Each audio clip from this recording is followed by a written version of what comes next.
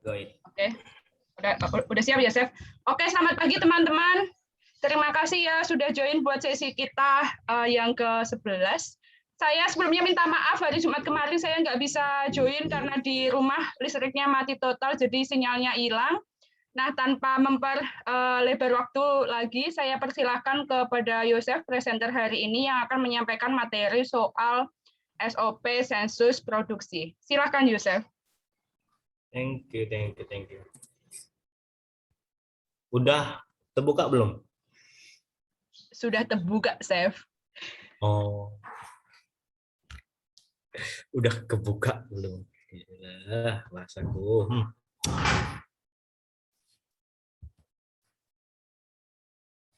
Udah ya? Baik, terima kasih teman-teman. Selamat pagi. Di kesempatan hari yang cerah ini, saya akan menyampaikan terkait dengan sensus pokok produksi.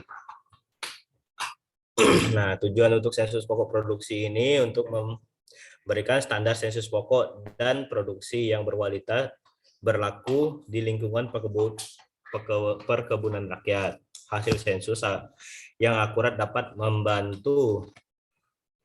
memudahkan dalam pengelolaan kebun. Dapat juga digunakan untuk jumlah pokok produktif, non produktif, pokok sakit atau abnormal, pokok mati, kemudian jumlah pokok sisipan, data parit, data dan saran fisik, jalan, jembatan, dan lain-lain. Nah, sensus pokok. Nah, kegiatan ini menghitung jumlah pokok kelapa sawit yang produktif dan non produktif yang dilakukan secara serentak bersifat menyeluruh di seluruh areal perkebunan kelapa sawit. Sensus pokok dilakukan secara berkala sesuai ketentuan dengan tujuan untuk mendapatkan data yang lengkap mengenai keadaan sebenarnya di lapangan, terutama untuk berhubungan dengan pokok produktif tanaman. Nah, ini ketentuan untuk waktu pelaksanaan sensus. Nah, misalnya pada TBM 1 bulan Juni, terus pokok mati atau kosong sisip. Kebetulan ini formatnya saya ambil dari SOP. Mungkin bisa teman-teman baca. Setelah pelaksanaan sensus, apabila ditemukan pokok abnormal yang telah diberi tanda, pada petani harus melakukan pengecekan nih untuk memutuskan perlu atau tidaknya pembongkaran atau penyisipan. Pada areal TM, pelaksanaan sensus dilakukan setiap 1 tahun sekali hingga TM2. Sensus dilakukan pada bulan November. Bibit untuk penyisipan areal TBM, ini misalnya dalam sensus tadi terdapat tanaman yang harus dibunuh atau jadi kita harus menyediakan bibit untuk penyisipan. Dan sensus dilakukan secara sistem hamparan per hamparan. Nah, ini untuk penentuan data keturunan dan pencatatan tanda sensus pokok. Nah, di sini bisa kita pakai tanda strip itu pokok normal belum produktif, kemudian condreng itu pokok normal produktif, kemudian O bulat itu pokok mati atau kosong, kemudian S itu sisipan, kemudian silang itu pokok non velup atau pokok mati. Nah, kemudian bulatan hitam itu tidak bisa ditanam karena jalan atau parit atau yang halang lah. Selain melakukan sensus pokok, petugas sensus melakukan sensus terhadap sungai, parit, dan lain-lain. Nah, ini pada RTBM, tanda sensus. Oh ya, untuk sensus sungai, parit tadi itu nanti digambarkan dalam di peta detailnya nanti gitu, diberi tanda, terus Pada areal TBM tanda sensus atau bisa dikenali tanda sensus. Bentar ya, maaf ya.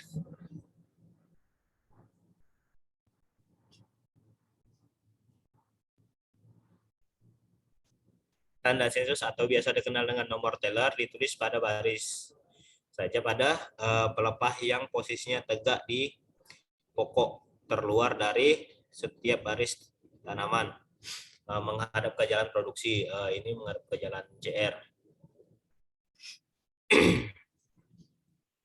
Nah, dalam penulisan itu nanti ada keterangan data pokok hidup atau matinya nanti ditulis dalam pelepahnya itu. Nanti ada formanya. Misalnya seperti ini nih. Nah, pada tinggi pada permukaan tanah itu 0,5 meter pada TMM, TM1 sampai TM2, sedangkan 1 meter pada TM2. Ini contohnya ini, misalnya nomor baris itu kita ambil nomor baris 10, kemudian di strip ini pakai cat warna putih misalnya, terus pokok normalnya misalnya ada 33.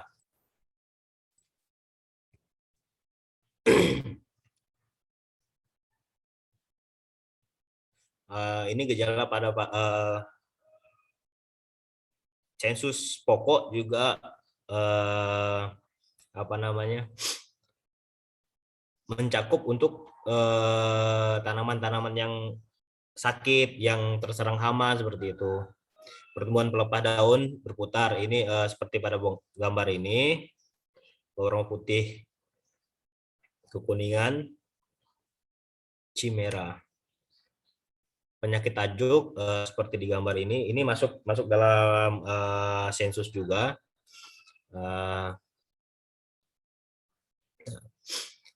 Anak daun pelepah ini ciri-ciri yang masuk dalam sensus. Pokok kerdil, kemudian pelepah daun tegak. Nah, ini pada generatif nih, ada pokok gajah, misalnya ini berarti masuk dalam sensus juga seperti itu. Nah, pada tanaman pada areal TBM, pembongkaran pokok abnormal langsung dilakukan segera setelah didapat hasil sensus pokok. Sebelum pembongkaran dilakukan, petani harus memastikan bahwa pokok tersebut benar-benar termasuk pokok abnormal atau non-valuer. Pada tanaman TM, sebelum dibongkar terlebih dahulu dilakukan peracunan dengan cara yang sama seperti pelaksanaan peracunan pada pokok terserang Ganoderma yang terdapat pada SOP perlindungan organisme pengganggu tanaman. Kemudian masuk ke sensus produksi. Sensus produksi merupakan salah satu pekerjaan penting dalam rangka pengendalian dan pengelolaan kebun secara keseluruhan. Hasil sensus akan sangat menentukan kebijakan yang akan diambil dalam pengendalian biaya dan penekanan losis produksi. Angka sensus produksi akan digunakan sebagai dasar analisis pencapaian produksi per tahunan, tahun berjalan, dan penentuan anggaran produksi tahun berikutnya. Secara umum, hasil sensus produksi memiliki manfaat sebagai berikut.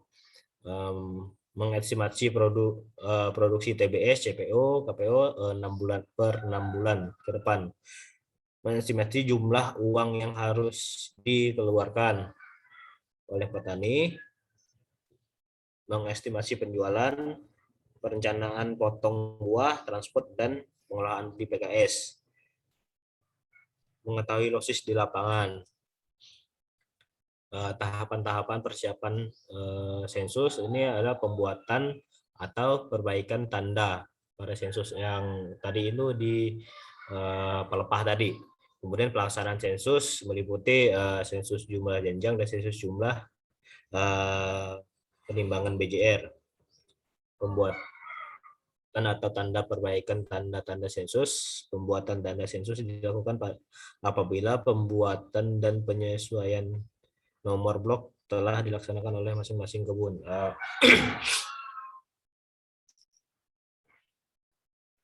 Tanda sensus harus dibuat terlebih dahulu sebelum dilakukannya sensus produksi. Ini maksudnya ngerok untuk apa? Pelepahnya itu yang untuk ditulis tadi itu. Sensus janjang. Waktu pelaksanaan sensus jumlah janjang yaitu setiap semester dengan ketentuan sebagai berikut. Itu semester 1 itu tanggal 20 Desember dan 30 sampai 30 Desember. Semester kedua itu 20 Juni sampai 30 Juni. Janjang yang dihitung adalah semua janjang yang ada mulai dari bunga betina yang sudah dibuahi, pecah seludang. Ini yang pecah seludang ini diperkirakan 5 sampai 6 bulan ke depan itu hingga buah masak panen pada blok tersebut. Semua janjang yang dipanen pada waktu pelaksanaan sensus bulan Desember semester 1 dan semester 2 menjadi pengurangan dari hasil sensus pada blok tersebut. Nah, ini kriteria janjang sensusnya. Dari ada yang baru buka dompet, ada yang udah buah cengkeh, ada yang pecah.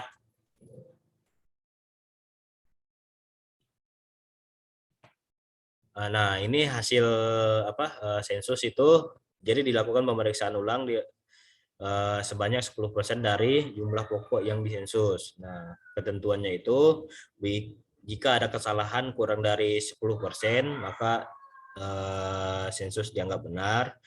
Jika kesalahan lebih dari 10% dari sampel, maka pemeriksaan ulang pada sampel yang lain. Berarti misalnya tadi itu ngambil di baris ke-3, terus dicek lagi di baris kelipatannya misalnya ke-6, misalnya seperti itu. Jika kesalahannya kurang dari 10%, maka dianggap benar.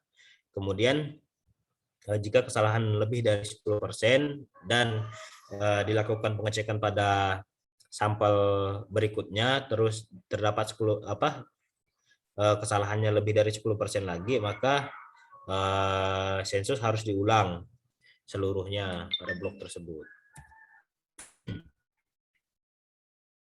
Nah, sensus atau penimbangan berat janjang rata-rata atau BJR. Waktu pelaksanaan BJR bersamaan dengan sensus jumlah janjang, yaitu setiap semester. Penimbangan BJR dilakukan mengikuti blok-blok yang dipanen pada hari tersebut. Jumlah janjang yang ditimbang adalah semua janjang hasil panen di TPH samping pada blok. TPH sampling blok tersebut.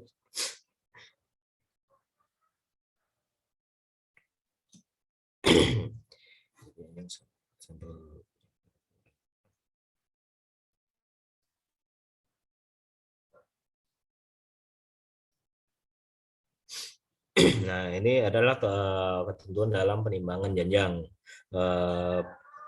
Perkiraan atau ramalan janjang yang dipanen pada hari tersebut dengan ketentuan janjang yang ditimbang itu minimal 20% dari total perkiraan janjang yang dipanen pada hari tersebut. Nah, jika janjang sampel kurang dari 20%, dilakukan penimbangan pada nomor TPH tambahan ditentukan oleh ini biasanya asisten atau petugasnya yang itu yang menentukan nanti di TPH nomor berapa, misalnya TPH 1, 5, 9, 13, 17 dan seterusnya.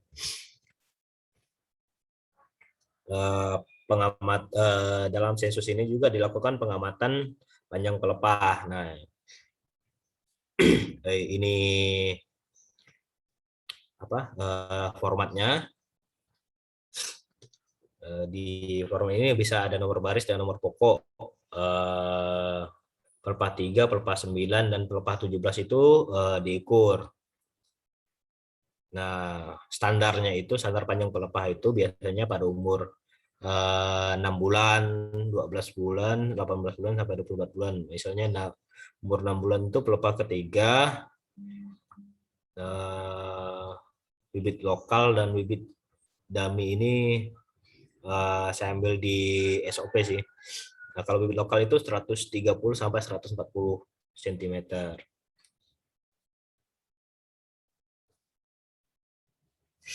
Nah, ini rekapan, format rekapan sensus pokok.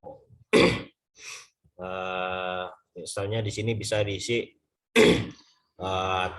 kelompok taninya apa, alamatnya di mana, kemudian tanggal pelaksanaan sensusnya, kemudian blok ini berarti petani, nama petaninya, terus luasannya berapa. Kondisi tanaman nih, misalnya dalam hasil sensus tadi itu kondisi normalnya 250, terus titik kosongnya ada 5, terus ada 1 mati, abnormal ada 4, misalnya itu yang hama, misalnya ada 2, sisipan misalnya ada berapa, seperti itu. Nah, ini peta sensus.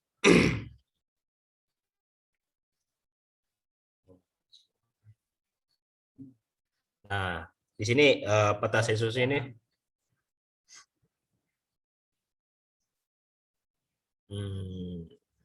Nah, misalnya ini contoh aja ya. Nah, dalam blok misalnya baris ke 1, baris ke bawah, nah, baris itu jumlah, mana kursor sih? Nah, ya baris itu, ya. Baris itu nomor 1, 2, 3, 4, 5 dari kiri ke kanan. Itu nomor baris, kemudian nomor pokok itu ke bawah. Nah, misalnya dalam baris ke 1 pokok ke 1 sampai 25 ini, misalnya ada satu tanaman mati, misalnya di pokok ke baris pokok ke 9, misalnya di situ misalnya titik kosong, berarti kita kasih tanda X. Kemudian misalnya lagi di baris ke 8 pokok ke 12 itu titik mati, tanaman mati, berarti kita di sininya kita kasih tanda M gitu, seperti itu. Nah, sensus produksi semesteran. Nah, sebentar saya keluar dulu.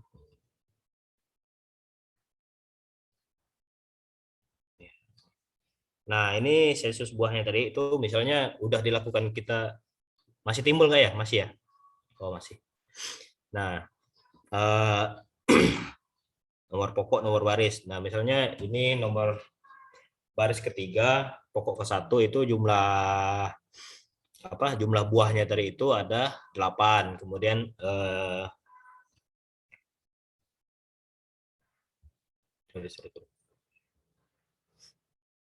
nah, ini cara pengisiannya nanti dari tabel yang ini tadi.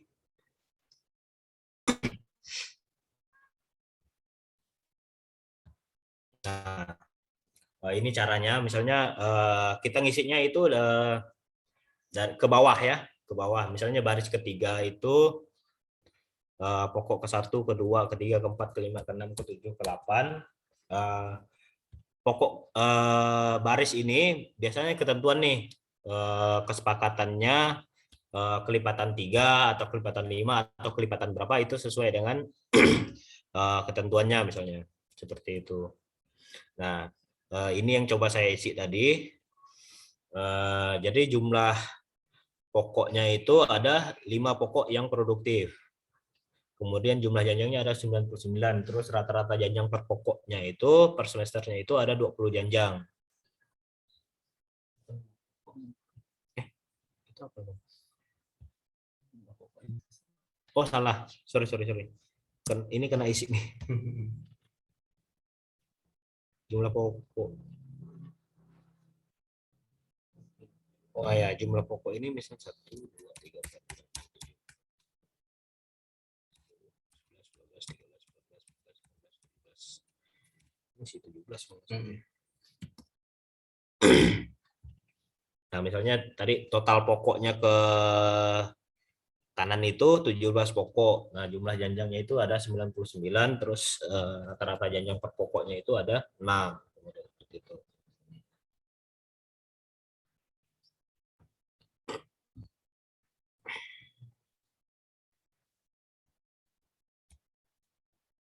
Nah, ini tadi contoh tanda sensus. Ini baris ke-11. Pokok produktifnya misalnya 2. Seperti itu. Udah. Terima kasih. Mungkin teman-teman ada yang mau ditanyakan. Yang bisa saya jawab akan saya jawab. Yang nggak bisa saya jawab, mungkin bisa sama-sama kita cari jawabannya. Saya kembalikan ke Mbak Gembrang. Oke, terima kasih Yosef. Oke, teman-teman, bisa di-close dulu, Chef? Stop screen-nya. Oke. Iya. Oke. Siapa nih dari teman-teman yang mau bertanya?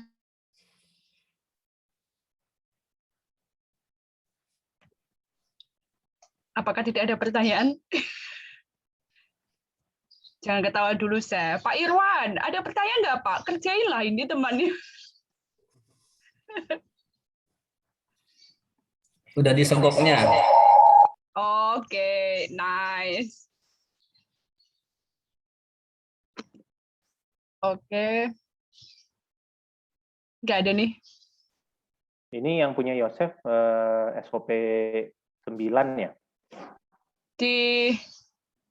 Kalau di Benar? Bentar Mas, saya enggak 9 itu Linda. Hah? Oh, sebentar. Oh iya, 9 Mas. Tak pikir Linda 9. 9 ya. Nah, ini yang kalau yang kriteria matang panen itu kan SOP 10 ya. Kriteria yes. Ya, Pak. Iya, Pak.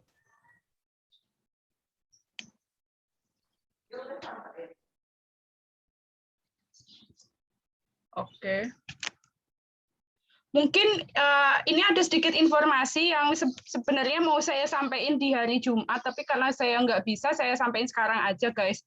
Terkait dengan perbenihan. Ini nyambung sedikit ya, mumpung kita kelas. Kemarin saya sempat, jadi gini, kemarin sebenarnya di bagian perbenihan itu saya sempat ragu karena seingat saya yang sampai di rekaman otak saya itu, jadi ada SOP perbenihan, terus ada lagi yang namanya kontrak dan lain-lain. Nah, itu yang dari LPP nih yang selama proses di 3 kabupaten. Nah, hari Jumat pagi saya teleponan sama Pak Lugito sama Pak Pujangga. Jadi untuk konteks perbenihan itu pada dasarnya ada 3 jenis dokumen yang harus dipenuhi. 3-nya itu adalah 1, jadi gini teman-teman, di peraturan Permentan nomor berapa, Kepmentan kalau nggak salah, itu disebutkan bahwa ada list penangkar yang itu disahkan oleh Kementerian Pertanian untuk melakukan peredaran benih. Nah, dari SK itu dimintakan dari perusahaannya. Jadi nanti koperasi menyurati perusahaannya buat minta SK-nya itu loh. Itu buat memenuhi yang poin 1. Oke, yang poin 2 adalah, nah kayak kasus si Pasir nih, Pasir kan dia dapat kalau nggak salah dari unit usaha dari perusahaannya. Nah itu dari perusahaannya harus ada yang namanya SOP, jadi kayak entah SOP, entah SK penetapan unit usaha dari perusahaannya itu, di mana itu harus dimintakan juga sama koperasi. Artinya bukan hanya dari perusahaan, karena perusahaannya nanti levelnya adalah urusan dengan kementerian, itu poin 1. Yang poin kedua itu dari perusahaan ke unit usahanya. Terus kalau yang 3 itu soal SOP dari perusahaannya. gitu. SOP ini beda lagi. SOP itu terkait dengan bagaimana mereka melakukan perbenihan, kan itu untuk poin yang ketiga. Jadi di perbenihan itu ada 3 dokumen, guys. Ya, SK dari kementerian, ya maksudnya dari kementerian ke perusahaan itu 1, perusahaan ke unit usaha itu poin kedua, sama yang ketiga itu SOP dari perusahaan itu sendiri. Kalau selama ini kan yang kita bahas kayak hanya ada 1 kan, ada 1 antara SOP perbenihan atau kontrak dengan unit usaha, itu sebenarnya hanya untuk memenuhi di poin ketiga. Tapi dia tidak memenuhi di poin 1 sama poin 2. Begitu. Oke. SK kalau susah bisa coba di search. Ya, kalau ada bisa di search. Tuh. Tapi biasanya ini sih Mas, kemarin yang di mana ya? Yang Bina Sarana Tani itu Landak, Bina Sarana apa ya? Landak atau Pasar ya yang kemarin punya ambil bibit dari sana? Yang Pasar kan Bakti Tani. Oh, Bakti Tani ya? Kalau yang Landak yang punya Sriwijaya. Oh, iya. Begitu konteksnya, Mas. Kalau dari perusahaan berarti tinggal ke perusahaan, karena kalau misalkan kayak pasar, kalau diambil dari unit usahanya perusahaan, berarti dia harus minta surat lagi dari perusahaan untuk mensahkan bahwa unit usaha ini benar punya si perusahaan tersebut gitu. Susah kayaknya, nggak ada di sini SK. Kalau masih Capman atau apa mungkin masih ada. Iya, makanya itu mungkin itu kali ya yang agak susah dilandak sama Bengkayang. Kemarin apalagi kalau udah tahun-tahun lama dia agak susah. Iya, berarti ya itu Mas paling nggak tahu ya, kemarin juga masih di ini soalnya masih masih didorong sama LPP buat usaha lagi, termasuk yang di pasar tuh. Di pasar kan kemarin penangkarnya didatengin langsung kan, maksudnya koperasi ngundang penangkarnya buat datang, itu beneran ditekan sama LPP buat ngeluarin SK dari perusahaannya yang menyebutkan bahwa si unit usaha itu benar bagian dari perusahaan tersebut. Nah, kayaknya memang ada proses yang ya Indonesia kayak apa sih? Maksudnya ya begitulah intinya. Itu yang agak menyulitkan kemarin di pasar. Nah, kalau untuk yang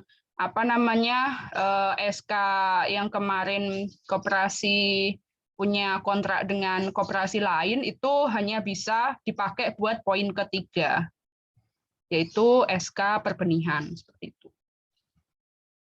Tapi nggak apa-apa guys, kan juga belum ngajuin ISPO kan, setidaknya masih ada waktu buat mencoba itu mengupayakan di poin kedua lah minimal.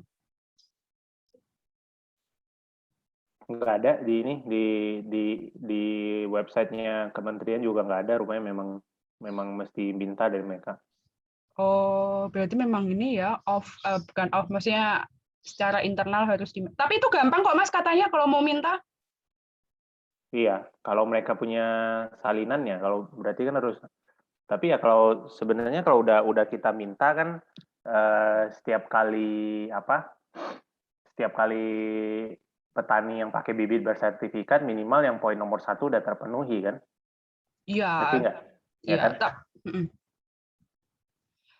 Sebenarnya sih bisa poinnya bisa tetap bagus ketika di aspek transparansi surat menyurat itu tuh ada dokumentasi bahwa koperasi sudah menyurati perusahaan buat permintaan SK gitu. Jadi poin dari transparansi itu nanti justru dia yang akan menolong poin di bagian perbenihan gitu loh. Kan kita emang udah upaya buat dapetin SK-nya, tapi mereka tidak merespon. Itu sama kasusnya kayak yang rekomendasi pemupukan kalau tidak salah. Itu kan dia harus punya dari dinas. Sama kalau misalkan nggak dikasih ya artinya itu udah bukan lagi wewenangnya si koperasi. Seperti itu. Iya.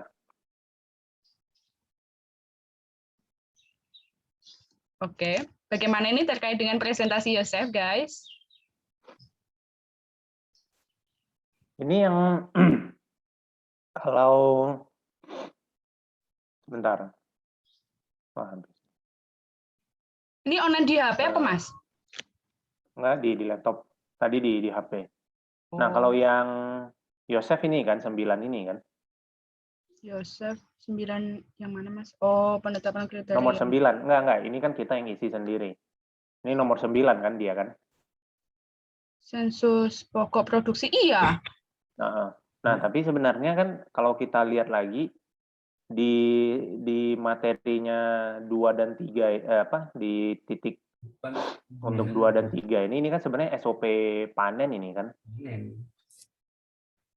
Berarti ini SOP nomor 10 kan. Ya kan? 2 ini kan sebenarnya SOP nomor 10. Iya, Pak. SOP panen. Nah, SOP sensus pokok produksi itu sebenarnya benar-benarnya masuk di mana sih? Kalau pokok produksi itu sebenarnya kan nanti waktu ISPO pendaftarannya di saat sudah panen kan, Mas. Nah, kenapa itu dipentingkan? Itu tuh buat nge-supporting bahwa yang pertama buat proses verifikasi, buat dana apa namanya? Dana itu loh, dana ISPO dari pembeli kayak gitu. Nah, itu diperlukan buat mensupport itu. Kalau dia adanya memang di pemanenan, Mas. Bagian dari situ. Iya. Cuman yang nanti coba perlu dipastiin lagi kalau misalnya pas lagi ngobrol, kan beberapa jelas nih. Kayak nomor 1 yang pembukaan lahan jelas tuh. Itu memang SOP-nya pembukaan lahan. Tapi kalau yang lain-lain kayak SOP kacangan, itu kan contoh mana kacangan. Nah, ini kacangan nomor 3, di poin 3 ini. Ini kan nggak ditulis mesti ada SOP begitu. Nah, itu yang jadi ngerti nggak Mas Agung? Jadi daripada di dalam arsipnya pekebun itu juga terlalu banyak SOP, sementara yang disyaratkan itu juga tidak seperti itu, lebih baik mana yang memang bisa melebur ya melebur, mana yang memang butuhnya rekaman ya rekaman aja, nggak usah ada SOP-nya begitu. Nah, ini yang kemarin kan kalau nggak salah sih baru ingat-ingatnya cuman si kacangan ini ya. Yang lain kan kayak sama itu juga yang punyanya Melki yang tentang APD, SOP APD. Nah, kalau SOP penanganan limbah kan jelas tuh ada. Mana tadi? Nah, ini SOP penanganan limbah ada. Tapi kalau SOP 17 ini, SOP tentang APD nggak ada. Nah, jadi tiga SOP itu kacangan, APD, sama yang kali ini sama juga SOP nomor 9 nih, sensus pokok produksi ini. Oh, sama satu lagi yang punya si Agus. Si Agus apa ya? SOP Pemeliharaan, Pak. Pemeliharaan ya? Ya. Oke. Nah, SOP pemeliharaan nomor 6 bukan? 7. 7. Nah, ini kan kita taruh di sini nih. Jadi ada berapa SOP tadi? Pemeliharaan, kacangan, APD, 4 ya, sama si Yosef punya ini, yang sensus pokok produksi. Ini kan di sini nggak ditulis SOP gitu, hanya data populasi tanaman. Ya, kalau memang data populasi tanaman, ya sudah ada format yang memang perlu disiapkan, yaitu kita siapkan begitu untuk kita dampingi pekebunnya supaya tahu cara mengisinya. 4 SOP nih, 4 SOP yang agak miss ini sebenarnya, posisinya sebenarnya di dalam P2 ini di mana gitu. Nggak ada kata SOP tapi muncul SOP gitu. Ngerti nggak maksudnya, Gembrang? Paham dan teman-teman saya. yang lain. Sebenarnya gini sih, Mas, kalau saya baca dari LPP. Jadi pada dasarnya itu ada SOP yang bersifat wajib, ada yang sunnah. Nah, yang wajib itu yang memang sebagaimana tertera di dalam Permentan. Nah, ada juga yang bagian sunnah. Kenapa? Mungkin yang sunnah nanti coba saya verifikasi ya ke LPP yang tadi sebagaimana disebut. Tapi konteksnya begini. setiap ada tindakan di pengelolaan kebun itu pada dasarnya harus ada SOP. Kenapa? Karena itu buat membuktikan bahwa memang secara kelembagaan itu mengorganisir yang namanya operasional di kebun. Nah, masalahnya gini, kan tidak semua petani melakukan hal yang sama gitu loh. Nah, padahal ada beberapa dari koperasi yang mana anggotanya melakukan operasional kebun baik, makanya dibentuklah yang namanya SOP supaya di tingkat kelembagaan itu tuh bisa mendorong semua anggota untuk melakukan itu. Nah, saya nggak kebayang sih kalau misalkan nggak ada SOP, maksudnya itu ya maksudnya kan kita nggak bisa mengontrol kan siapa yang kemudian akan jadi sampel gitu loh. At least kalau misalkan ada SOP, artinya dari level kelembagaan itu memang sudah mengatur anggotanya untuk melakukan praktek perkebunan yang baik gitu loh. Kalau saya sih bacanya seperti itu. Makanya LPP kemarin membantu buat nyiapin SOP yang sifatnya sunah tadi. Tuh. Ya. Oke, cuman mesti diperjelas mana yang memang SOP yang tidak, mana SOP yang sangat terkait memang itu yang diwajibkan, mana yang memang tidak mesti ada gitu. Jadi itu biar bisa menjadi catatan. Contoh misalnya kayak tadi itu ya yang pemeliharaan tadi ya yang punya Agus.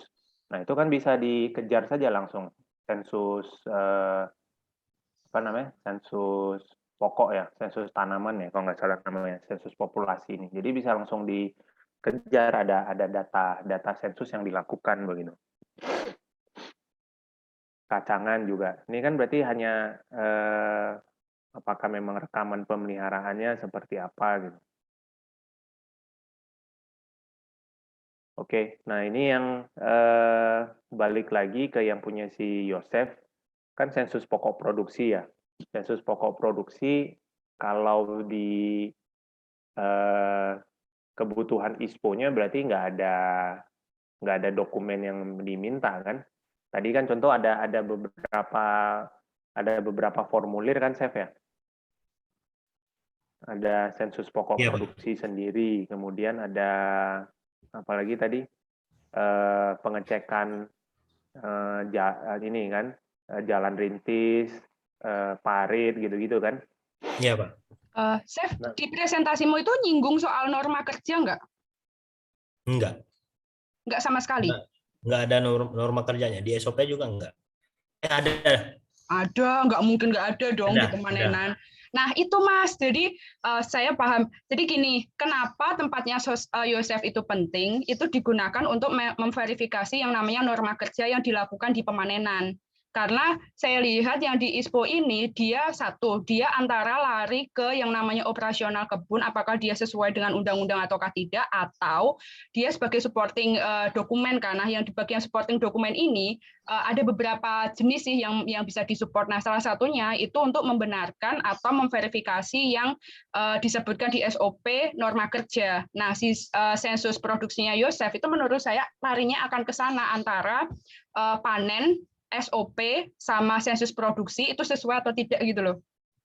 Ya, cuman perlu dipastikan dulu ini konteksnya di bagian, jadi harus bisa tahu kalau ketika di setiap poin-poinnya ISPO itu dia jatuhnya di mana begitu, di SOP tersebut gitu. Nah kalau kita tahu jatuhnya di mana, itu akan lebih enak nih mengorganisirnya.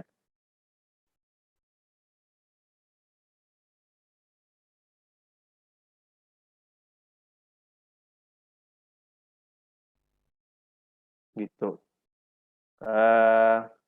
Oke. Kalau ya sudah, kalau gitu bisa lanjut dulu, siapa yang mungkin yang mau tanya.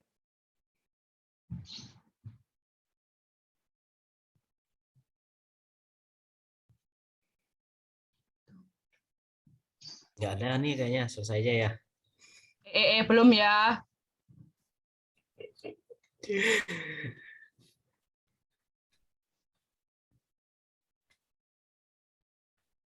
Apa aja ininya, poin utamanya ini? Sensus pokok.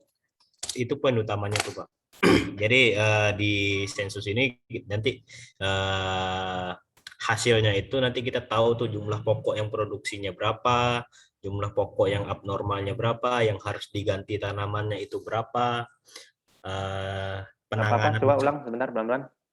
Ya, sensus pokok sih Pak, total misalnya pokok normal berapa, dari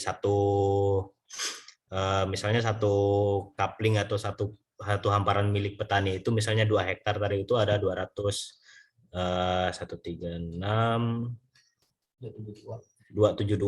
total pokoknya itu misalnya ada 272. Kemudian dalam sensusnya itu tadi itu ada 2 pokok itu abnormal atau pokok gajah, berarti itu dikurang masuk ini pokok gajah 2, kemudian yang terserang hama misalnya 3, kemudian yang mati atau yang titik tanamnya itu masuk ke jalan misalnya itu, nanti disitulah nanti tahu total pokok yang produktifnya itu berapa, seperti itu. Nah, tindak lanjutnya lagi nanti itu misalnya pokok yang abnormal itu nanti dia harus diganti atau gimana penanganannya itu dari hasil sensus Pak gitu. Oke. Terus itu aja. Tadi berarti terkait utamanya si pohon ini, sama tadi infrastruktur juga, sensus infrastruktur juga termasuk di bagian ini. Iya Pak, sekaligus di itu gitu. Misalnya di blok ini ada sungai, kemudian blok ini di bloknya Bapak ini ada aliran sungai, seperti itu.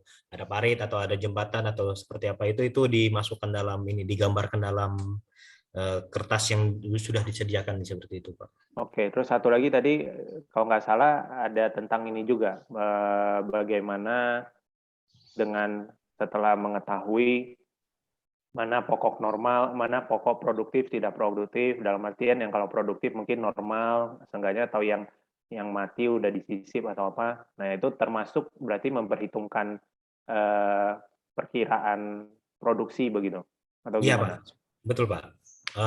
Setelah itu kan dah sensus pokok itu, kemudian setelah dia masuk ke TM, tanaman menghasilkan itu, nanti dilakukan sensus produksi tadi Pak. Tadi kan sensus pokok, kemudian sensus produksi seperti itu. Nah, ini Sensus produksi tadi bisa ada ditampilkan juga cara perhitungan kira-kira kalau ada berapa pokok yang produktif, maka bisa diperkiraan kira-kira berapa ton dalam bulan depan yang akan panen. Itu berapa periodenya, berapa lama sekali sih sensus ini dilakukan? Untuk sensus itu sih saya boleh share Pak ya? Oh iya ya.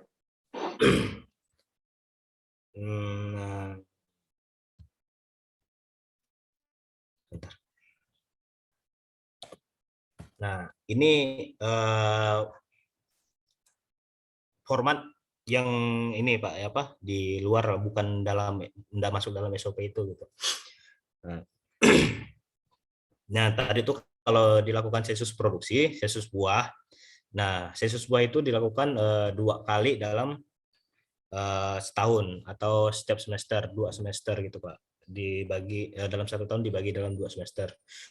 Itu ada di bulan Desember sama bulan Juni. Itu dilakukan sensus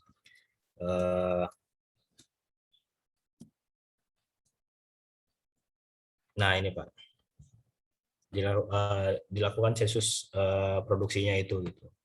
Nah, dalam sensus produksi ini itu tuh meliputi dari bunga yang pecah sampai ke buah yang matang yang akan siap dipanen. Nah, nanti dari hasil itu bisa diketahui misalnya dalam 6 bulan ke depan itu jumlah janjang per pokoknya itu berapa yang akan bisa dipanen, seperti itu. Misalnya ini saya isi acak-acak aja ini. Misalnya dalam baris ketiga pokok ke-1 itu ada 8 pokok, kemudian seterusnya diisi. Terus untuk pengisian ini ke bawah, misalnya di baris ketiga itu kita masuk dari CR, masuk ke dalam pokok ke-1, kedua, ketiga, keempat, kelima itu misalnya tadi itu di pokok ke-1 itu ada 8 buah dari misalnya yang buah cengkehnya 3, kemudian buah bunga yang baru pecahnya itu 1, kemudian yang mau masaknya atau yang mau matangnya itu ada 3, misalnya seperti itu direkap di sini semua gitu, direkap di sini semua totalnya berapa. Nah, kemudian nanti setelah terdapat semua ini nanti akan dapat ya hasilnya berarti jumlah pokok yang diambil sampel itu ada 17 pokok. Kemudian total janjang itu ada 99. Jadi rata-rata janjang per pokoknya itu dalam 6 bulan ke depan itu ada 6 janjang seperti itu, Pak.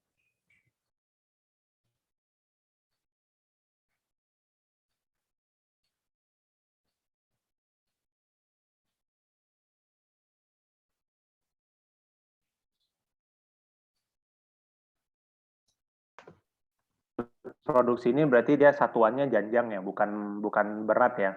Nah, setelah itu nanti ada penimbangan BJR lagi, Pak. Tadi udah ada disampaikan juga. Mana ini form yang BJR gimana coba? Oh, kalau form BJR saya nggak ada di ini pun juga nggak ada juga di SOP-nya. Ini hanya yang di SOP itu hanya ada panjang pelepah, kemudian sensus pokok, kemudian peta sensus seperti itu aja. Yang lain itu saya tambahkan, saya ambil dari luar, Pak. Oke.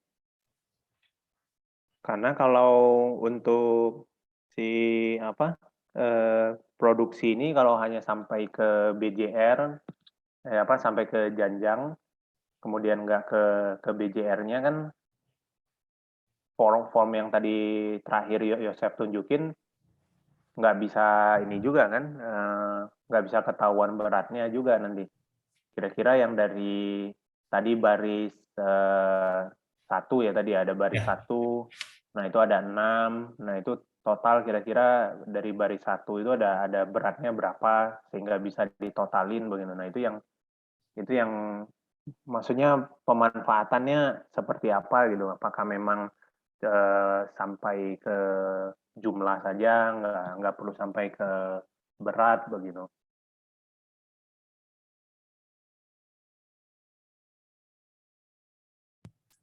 Bisa sih. Untuk formatnya sih itu sih Pak, saya nggak ada dapat formatnya, tapi untuk penjelasan singkatnya itu memang di PowerPoint tadi itu memang ada penimbangan sorry sebentar.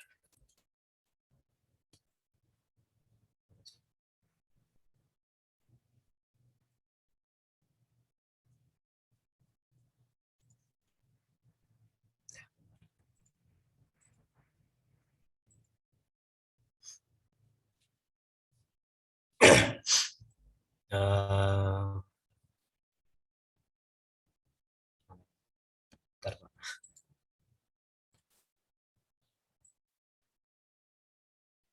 Nah,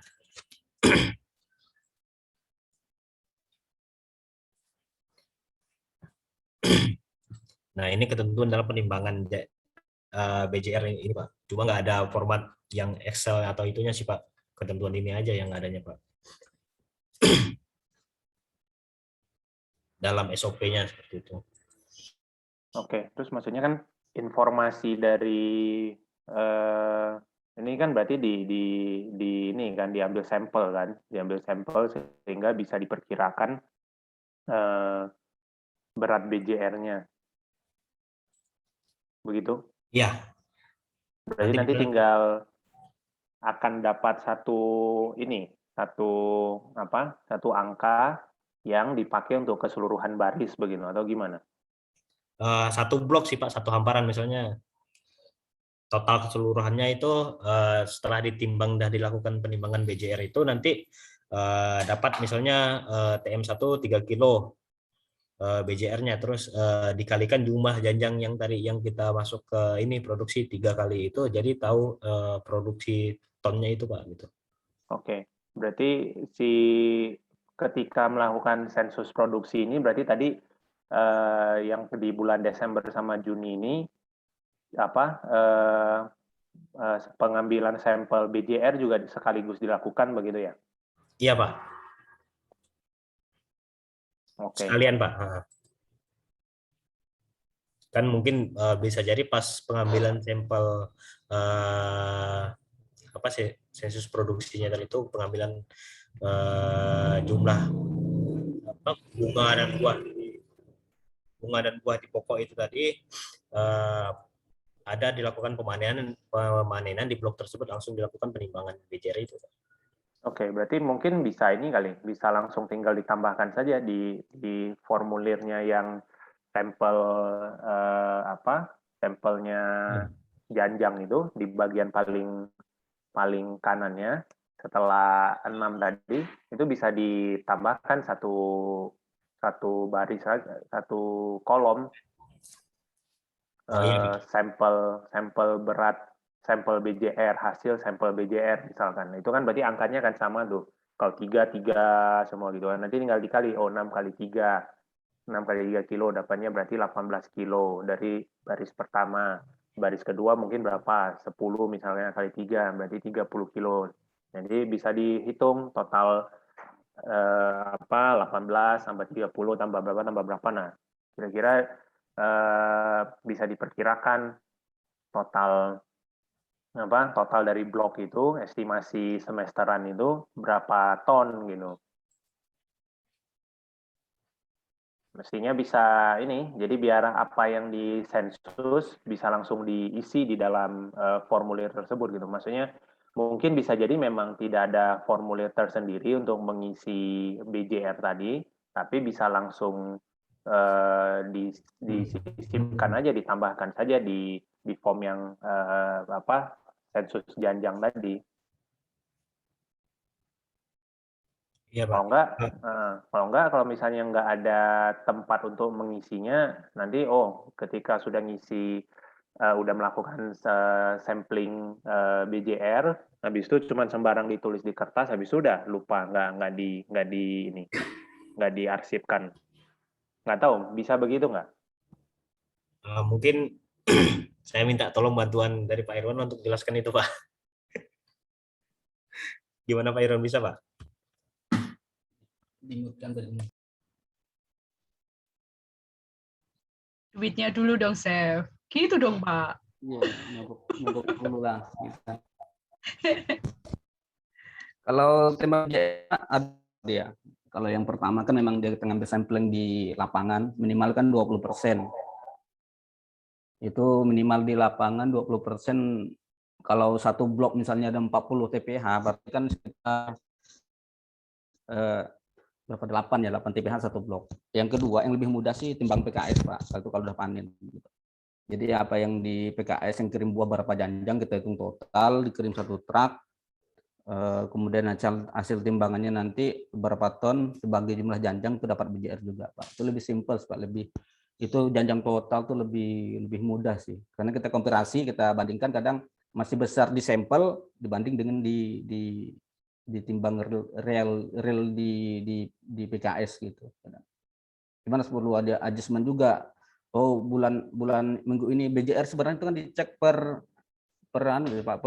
minggu bisa, per bulan bisa. Cuman ada kenaikan tiap bulan kalau nggak salah tuh 0,2 kilo kalau BJR Pak, biasanya kalau kenaikannya. Jadi bisa kita estimasi untuk produksinya, Pak. Gitu.